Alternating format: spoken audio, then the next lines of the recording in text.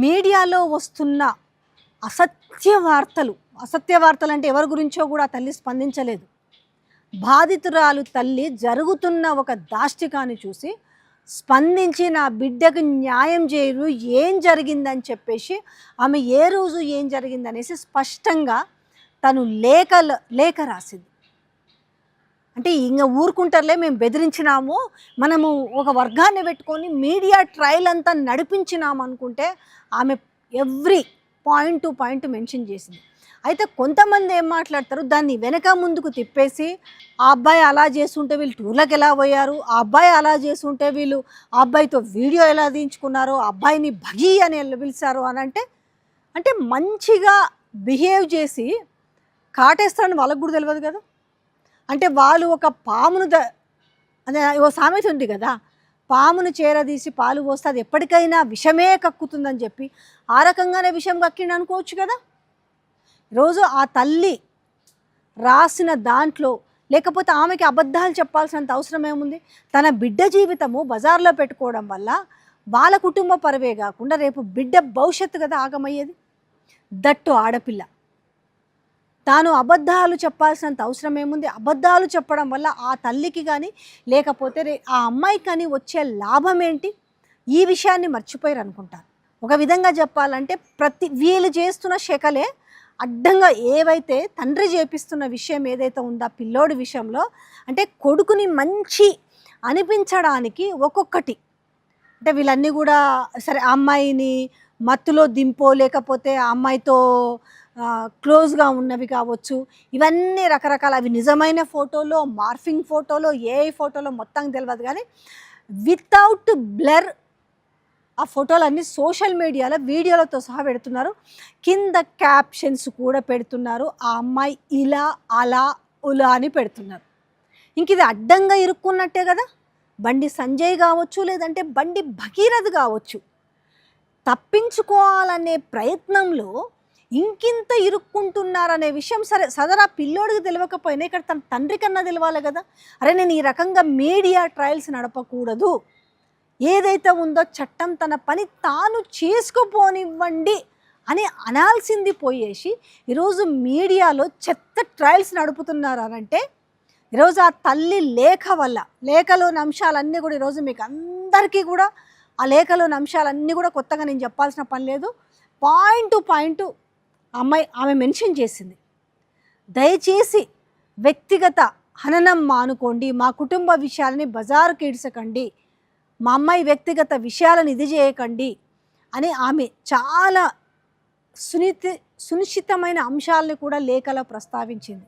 దీనివల్ల ఇంకా మీరు లోతులోకి ఇరుక్కుపోతున్నారు.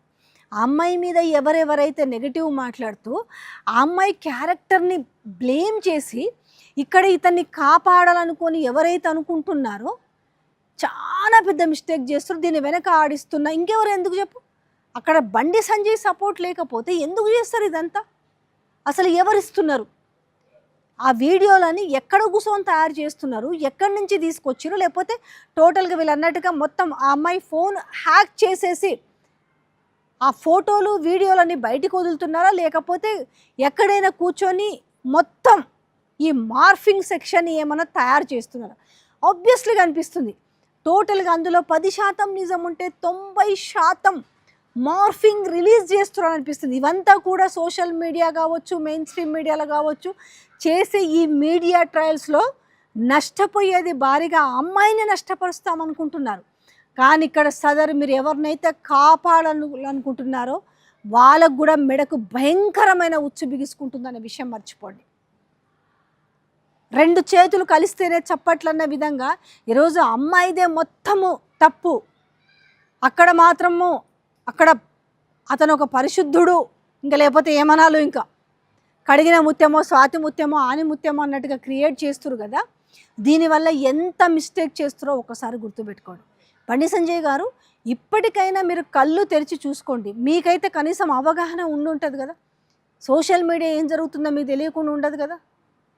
ఎవరెవరికి ఏమేమి ఆడియోలు, ఏమేమి వీడియోలు, ఏమేమి డాక్యుమెంట్స్ పంపిస్తారో మీకు తెలియకుండానైతే అవి బయటికి రావు కదా. సో ఒక్కొక్కటి మీరు చేస్తున్న ప్రతి చర్య కూడా మీ యొక్క కుమారుడి భవిష్యత్తు ఇంకా అధపాతాళానికి తొక్కబడుతున్న విషయాన్ని మీరు మర్చిపోకండి. ఇవాళ మీ పుత్రుడి వైపు ఎవరైతే సపోర్ట్ చేసి మాట్లాడమనండి. చట్ట పరిధిలోకి లోబడి మాట్లాడమనండి.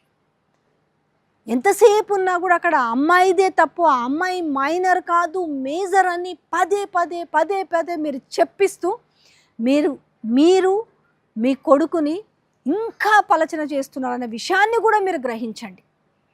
చాలా తప్పు చేస్తున్నారు. ఎందుకంటే అక్కడ వాళ్ళు బతికే ఉన్నారు. ఆ తల్లి కూతురు అనేవాళ్ళు నిజాలు చెప్పడానికి సరే ఈరోజు అది చట్టానికి లోబడి ఉంది కాబట్టి వాళ్ళు అన్ని విషయాలు చెప్పలేకపోవచ్చు.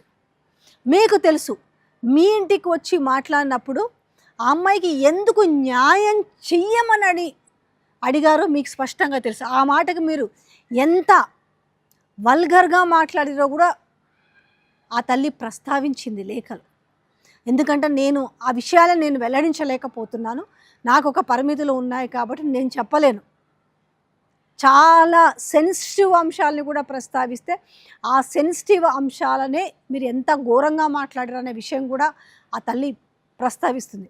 ఇక ఆమె మీడియా ముందుకు రాలేదు, కానీ వస్తే పరిణామాలు ఏ విధంగా ఉంటాయనేది కూడా ఒకసారి ఆలోచించవచ్చు. మీ వైపు మీకు పదవులు ఉండొచ్చు, డబ్బు ఉండొచ్చు, ఇంకొకటి ఉండొచ్చు, కానీ న్యాయం ఉన్న వాళ్ళైతే న్యాయ పోరాటం చేయడానికి సిద్ధంగా ఉంటారుగా. ఎంతవరకైనా న్యాయ పోరాటం చేస్తారు కదా.